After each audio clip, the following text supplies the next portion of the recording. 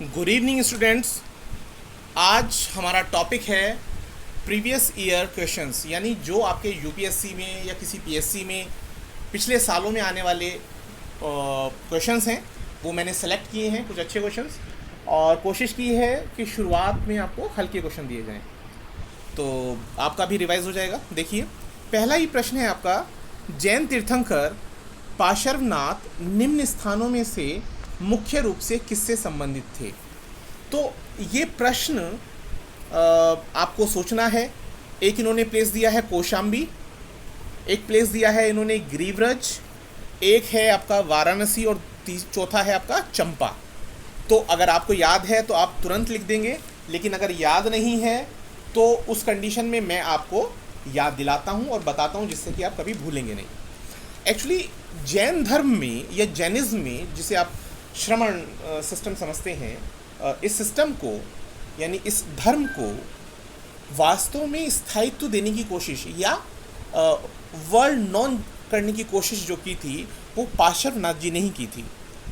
ये हमारे 23 नंबर के यानी 23rd नंबर के तीर्थंकर हैं जैन धर्म के, और ये जो हैं इनका जन्म हुआ था पौष कृष्ण एकादशी के दिन। कब हुआ था?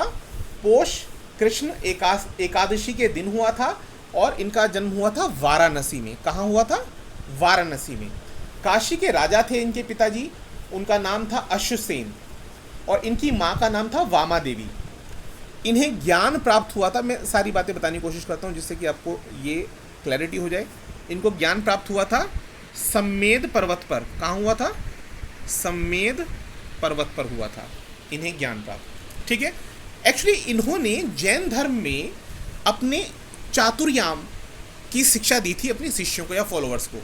तो चातुर्याम क्या था? चातुर्याम थे 4 चीज़ें शामिल थी उसमें। पहली चीज़ थी सत्य, दूसरी चीज़ शामिल थी यहाँ पर अहिंसा, अहिंसा, तीसरी चीज़ शामिल थी अस्तेय, अस्तेय, और चौथी चीज़ शामिल थी अपरिग्रह, अपरिग्रह, और एक 5वीं चीज़ 24वें तीर्थंकर महावीर स्वामी जी ने इसमें जोड़ी, जिसका नाम था ब्रह्मचर्य। वैसे मुझे इतना बताना नहीं चाहिए, और आगे शायद मैं बताऊंगा भी नहीं, क्योंकि कमीशन आपसे उम्मीद करती है जितना आप से प्रश्न पूछा जाए उतना ही आप उत्तर दें। लेकिन पहला प्रश्न था, थोड़ा जोश में बोल गया, तो आगे मैं ध्यान रखूंगा। तो ये बातें इनके बारे में। हाँ, एक इम्पॉर्टेंट बात भूल गया था। बहुत सारे प्रश्न आते हैं कि इनका जो तादात्म्य है वो किसके साथ किया जाता है। तो पार्श्वनाथ जी का किया जाता है सर्प के साथ। ठीक है, आप देखेंगे इनकी जो प्रतिमा बनी हुई है उसमें नीचे सिंबल बना रहता है सर्प का। ठीक है, तो ये आपके 23वें तीर्थंकर हैं, और इनका जो संबंध है वो वाराणसी से है। चलिए नेक्स्ट क्वेश्चन पर चलते हैं। अगला प्रश्न बहुत इंपॉर्टेंट है। भारत संघ या इंडियन एसोसिएशन, इंडियन एसोसिएशन के संस्थापक कौन थे? अब अगर आपको पता है तो बहुत बढ़िया बात है, वरना तो मैं आपको जल्दी से समझा देता हूं। इसके जो संस्थापक थे वो सुरेंद्रनाथ बनर्जी थे। कौन थे?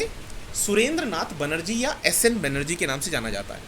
अगर आनंद मोहन बोस लिखा हो उत्तर में तो ध्यान रखिएगा, आनंद मोहन बोस के सहयोग से ही या उनसे प्रेरित होकर या उनके सहयोग के साथ सुरेंद्रनाथ बनर्जी इंडियन एसोसिएशन को डेवलप करने में सफल हो पाए थे। और इम्पॉर्टेंट बात यह है कि ये कांग्रेस से पहले जितने भी संगठन बने, ये पहला संगठन ऐसा था जिसे सभी लोगों में मान्यता प्राप्त थी, और विशेष तौर पर ये मीडियम क्लास फैमिली के लोगों में ज़्यादा फेमस था। ठीक है, मैं फिर से गलती कर रहा हूँ कि मैं आपको ज़्यादा बता रहा हूँ, मुझे उतना ही बताना चाहिए जितना कि प्रश्न का उत्तर होना चाहिए। चलिए आगे बढ़ते हैं। अगला प्रश्न है हमारा, फतेहपुर सीकरी का इबादत खाना क्या था? फतेहपुर सीकरी क्या था? फतेहपुर सीकरी का इबादत खाना क्या था? कम से कम ये 2 पॉइंट तो आपको पता होने चाहिए, क्योंकि प्रश्न का उत्तर आप तभी दे पाएंगे। तो मैं आपको बता दूं कि फतेहपुर सीकरी एक्चुअली आगरा के पास पड़ता है। आगरा से थोड़ा सा दूर है, जहाँ पर पूरा का पूरा ये जो मुग़ल एम्पायर था वहाँ पे आगरा का किला वगैरह वो सब देखा होगा आपने, और उससे थोड़ा दूर फतेहपुर सीकरी पड़ता है। वहाँ पर अकबर साहब ने क्या किया, इबादत खाने का निर्माण करवाया। अब इबादत खाना क्या था, ये सब क्या चीज़ थी, उससे पहले मैं छोटा सा, क्योंकि मैं रोक नहीं पाता अपने आपको इनके बारे में बताने में। एक्चुअली एक होता है व्यक्तिवाद और एक होता है समाजवाद। तो व्यक्तिवाद जब समाजवाद पर हावी होने लगता है तो व्यक्ति कुछ भी ऐसे पागलपन वाले कार्य करता है, मुझे बोलना नहीं चाहिए पर रोक नहीं पाया अपने आप को। तो कोई भी हो, जैसे मैं ही हूँ और मेरे फॉलोअर्स बहुत हो जाएं और मैं मतलब मुझे बहुत लोग मानने लगे या पूजने लगे, ऐसा आप देखते होंगे। तो मानव स्वभाव इस तरह का है कि वो सोचता है कि आई एम मतलब मैं सर्वे सर्वा हूँ। हम ब्रह्मास्मि का कॉन्सेप्ट उनको समझ आने लगता है कि यार मैं ही हूँ, बस बाकी सब लोग दाएं बाएं हैं। तो अकबर साहब की सारी चीज़ें अच्छी हैं, लेकिन इबादत खाना भी अच्छा है, देयर इज़ नो डाउट। लेकिन उनके मन में सिर्फ ये था कि किसी तरह से जो लोग हैं वो मेरे फॉलोअर हों, और अगर तलवार से ना हो बेटर है कि वो धर्म के बेसिस पर हों, या इबादत खाना एक ऐसा, इन्होंने सुलह कुल की प्रोसेस को फॉलो किया। लेकिन उसमें कुछ चीज़ें ऐसी थी, मतलब सब चीज़ अच्छी थी, लेकिन कुछ चीज़ें ऐसी थी कि वो इनका जो फॉर्मूला है वो चल नहीं पाया। ठीक है, तो मैं इतना डिटेल फिर गलती कर रहा हूँ, बता रहा हूँ, लेकिन ये इंपॉर्टेंट है। आपको कई क्वेश्चंस ये हिट कर सकता है, अदल बदल कर क्वेश्चन आ सकते हैं। तो इन्होंने कहा, पहला इन्होंने दिया है कि राज परिवार के इस्तेमाल के लिए मस्जिद थी, या अकबर का निजी प्रार्थना कक्ष था।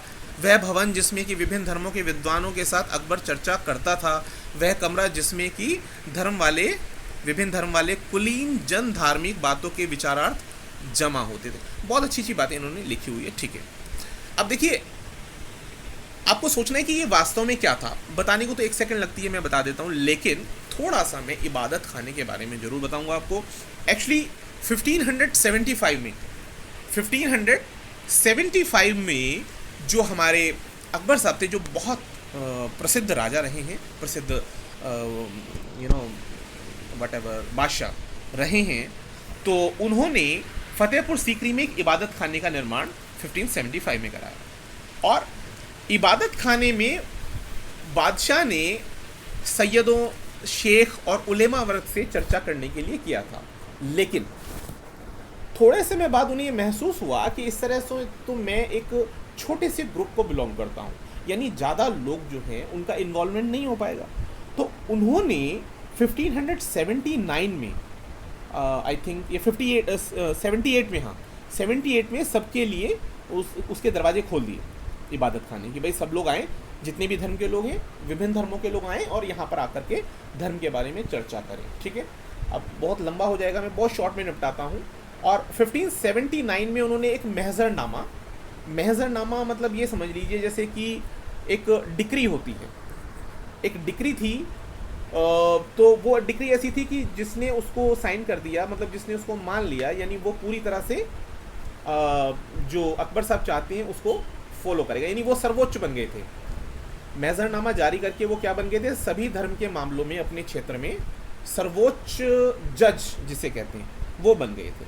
ठीक है, तो ये आपका, इसको आप कोई भी माइंड ना करें, मैं मतलब बायस्ड नहीं बोल रहा हूँ। अगर आप अच्छे स्टडी करने वाले हैं तो आप इसको समझ सकते हैं कि ये एक ऐसा पॉइंट है कि जब कोई व्यक्ति ये सोचता है कि I am all in all, तो वो धर्म की स्थापना करनी चल देता है। जैसे आपने देखा होगा कि अलाउद्दीन खिलजी ने भी ये काम किया था, तब उनके दोस्त ने उनको मना किया, और ऐसे बहुत सारे एग्जाम्पल्स हैं, आप देखेंगे। ठीक है, तो प्लीज़ इसको माइंड ना करें। और इसका जो उत्तर होगा वो क्या होगा, वह भवन है जिसमें कि विभिन्न धर्मों के विद्वानों के साथ अकबर चर्चा करता था। ठीक है, क्योंकि वो चाहते थे कि बेस्ट एक्सट्रैक्शन निकले, कुछ एक निचोड़ निकले, क्योंकि वो खुद ज़्यादा पढ़े लिखे नहीं थे, और वो ये चाहते थे कि बाकी लोग जो भी ज्ञान रखते हैं उससे कोई एक ऐसा सोल्यूशन निकल कर आए जिससे मैं अपने धर्म की स्थापना करूं, और मेरे धर्म के जो तत्व हों वो ऐसे हों कि सभी लोग फॉलो करें। सब कुछ अच्छा था। देखिए, यहाँ पर कमी नहीं है। कमी क्या है कि उनकी कुछ प्रक्रियाएं जो थी, मतलब अपने धर्म में शामिल करने की, वो थोड़ी सी मतलब ईजिली एक्सेप्टेबल नहीं थी, इसलिए वो धर्म आपका नहीं चल पाया। चलिए नेक्स्ट चलते हैं।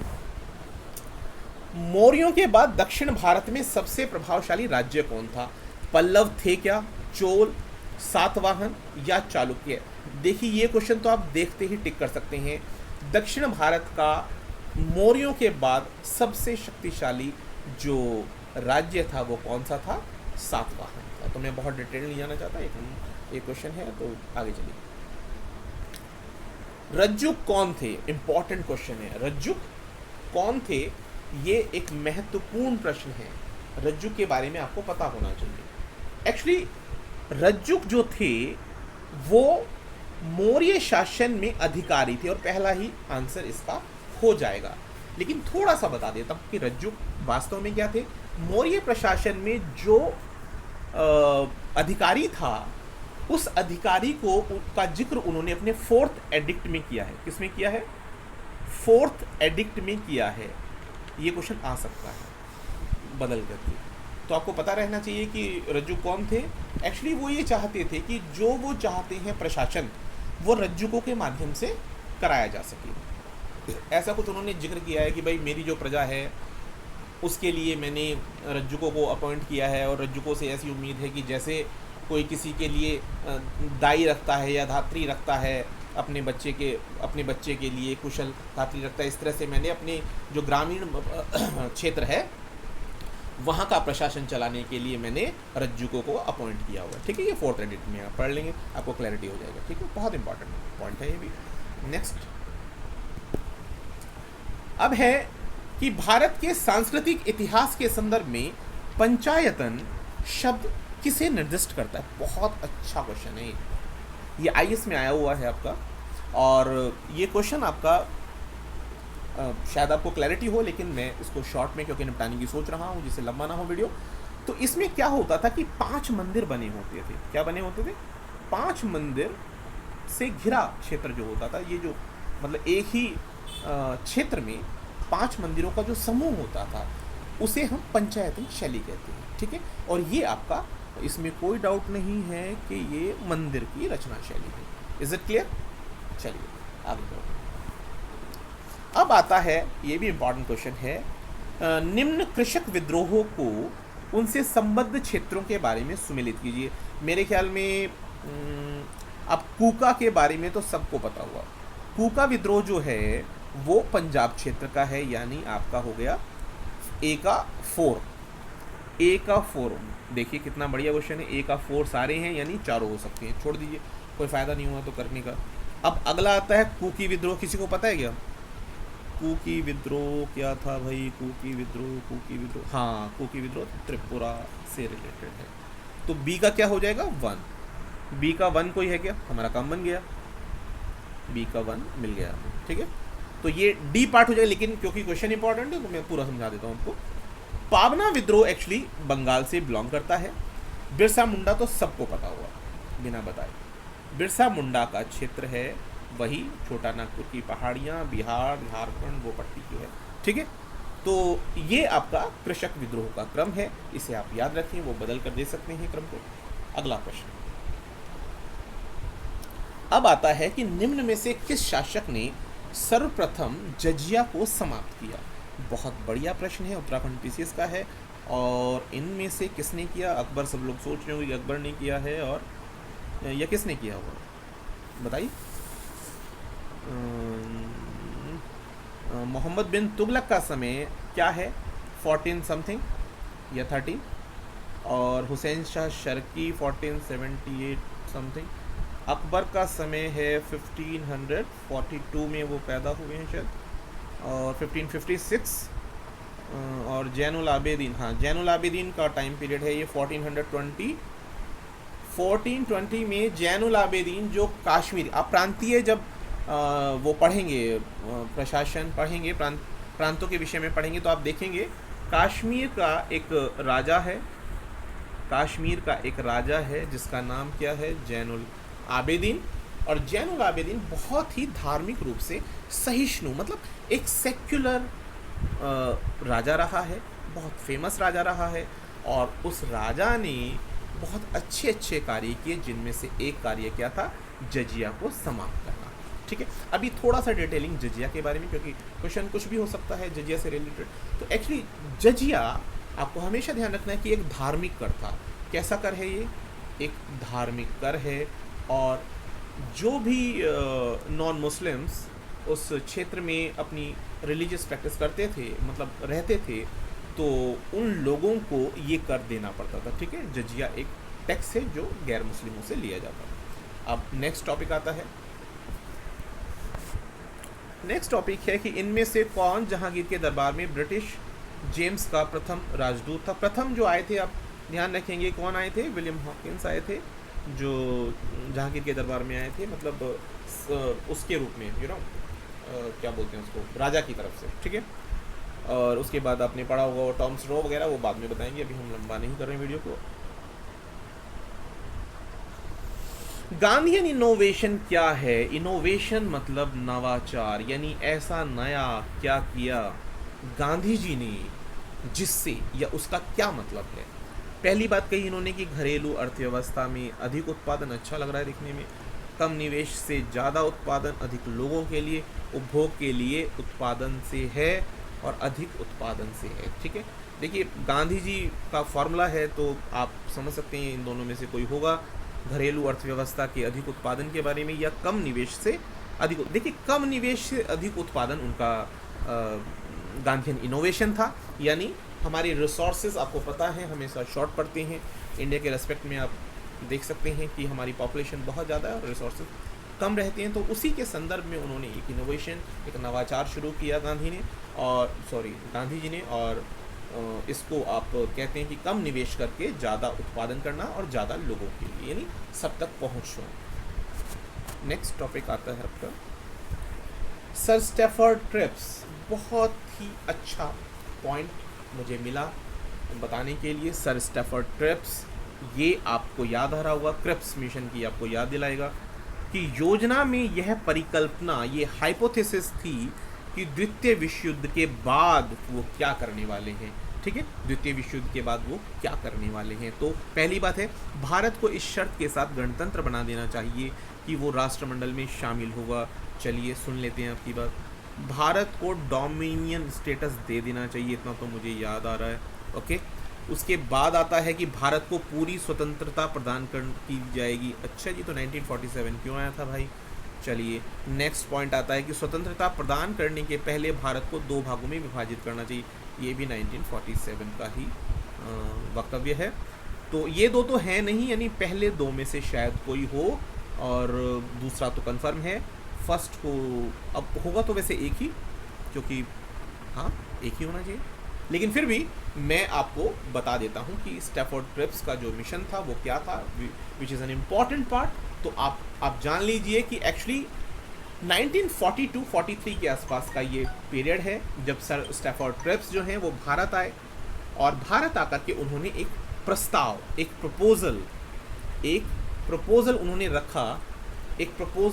रखा, और उस प्रपोज़ल में उन्होंने कहा कि भाई जैसे युद्ध खत्म होगा तो भारत को डोमिनियन स्टेटस दे दिया जाएगा। ये वाली बात तो उन्होंने कही थी, और उसके बाद उन्होंने कहा था कि भारतीयों को अपना संविधान बनाने के लिए क्या करना पड़ेगा, अपनी एक संविधान निर्माण करने वाली परिषद का निर्माण करना होगा। ठीक है, ये वाली बात समझ में आती है।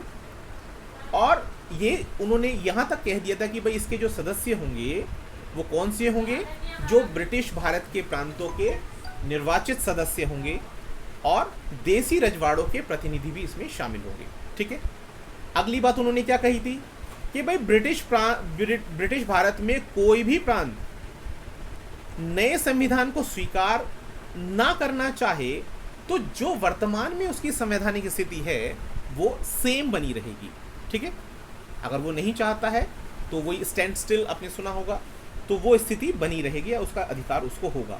तो उनकी मर्जी है कि वो नए संविधान को स्वीकार करें या ना करें। अगर वो नहीं स्वीकार करते हैं तो प्रांतों को अपना अलग संविधान बनाने की मतलब छूट या आज्ञा दी जाएगी। एक पॉइंट और था जो क्रिप्स मिशन में शामिल था, उसका नाम क्या था कि भाई जो युद्ध के दौरान ब्रिटिश वायसराय की नई कार्यकारी परिषद है या परिषद बनेगी, तो उसमें क्या होगा, भारतीय जनता के जो अलग अलग मतलब मेन जैसे नोबेल्स होते हैं ना, जो मुख्य कुलीन लोग होते हैं, उसके प्रतिनिधि शामिल होंगे।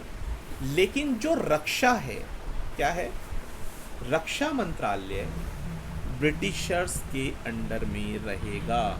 किसके अंडर में रहेगा? ब्रिटिश के अंडर में रहेगा। मतलब कंट्रोल भैया अपना होना चाहिए। बात समझ आती है? अब मैं थोड़ा सा डोमिनियन स्टेटस समझाना चाहता हूँ आपको कि डोमिनियन स्टेटस होता क्या है। डोमिनियन का मतलब होता है भैया औपनिवेशिक। क्या मतलब होता है? औपनिवेशिक।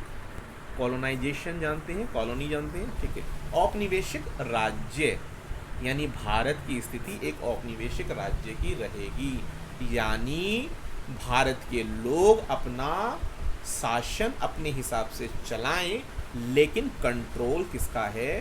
कंट्रोल ब्रिटिशर्स का रहेगा। वो ब्रिटिशर्स की एक कॉलोनी है और जो मुख्य चीज़ें हैं वो ब्रिटिशर्स के हाथ में रहेंगी। Is it clear? तो ये आपका पूरा क्रिप्स का मिशन था। मैंने लंबा कर दिया वीडियो को, लेकिन चलिए आपको एक अच्छा पॉइंट मिला है। लेकिन आगे बढ़ते हैं।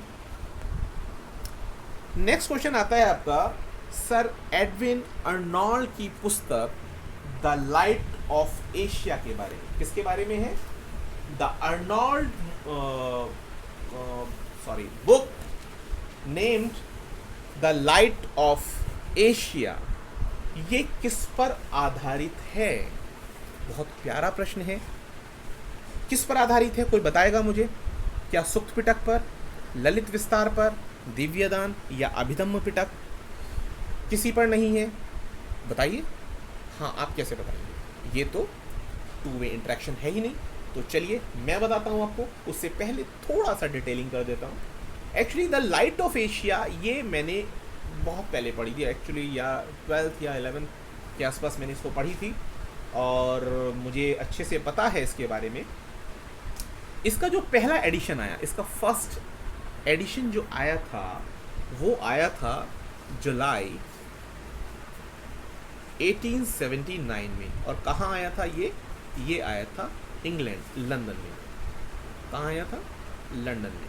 Is it clear? ओके। और ये है क्या? द लाइट ऑफ एशिया से मतलब क्या है?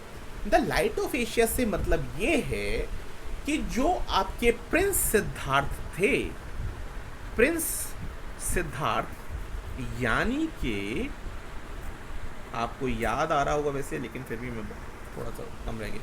प्रिंस सिद्धार्थ जो थे उनके बुद्ध बनने तक का जो सफ़र है या बुद्ध बनने की जो उनकी एनलाइटमेंट की जो पूरी बात है वो इन्होंने द लाइट ऑफ एशिया में लिखी है। क्योंकि एशिया का प्रकाश या एशिया का प्रकाश पुंज माना जाता है भगवान बुद्ध को, ठीक है। तो इसके बारे में किसने लिखा? सर एडविन अर्नोल्ड ने लिखा। Is it clear? चलिए, अब ये इंस्पायर्ड किससे है? ये इंस्पायर्ड है एक बौद्ध ग्रंथ ललित विस्तार से। Is it clear? क्योंकि प्रश्न यही है तो हमें इतना ही बताना है। लेकिन मेरी थोड़ी सी आदत खराब है तो मैं ये भी बता देता हूँ कि लाइट ऑफ वर्ल्ड कौन है। लाइट ऑफ वर्ल्ड है जीसस क्राइस्ट। कौन है? जीसस क्राइस्ट है। अगर कोई पूछ ले तो, वैसे पूछेगा नहीं शायद, लेकिन फिर भी जस्ट फॉर। तो मुझे लगता है कि आपको वीडियो अच्छा लगा होगा और आप इसे लाइक करने वाले हैं, सब्सक्राइब करने वाले और शेयर करने वाले, और प्लीज़ कमेंट भी करें क्योंकि मुझे अच्छा लगता है जब आप कहते हैं ये वीडियो अच्छा था और मेरा मन करता है कि मैं और अच्छे से वीडियो बनाऊं। और इसके लिए आपका बहुत बहुत धन्यवाद। Thanks for watching this video and have a good night. Enjoy yourself.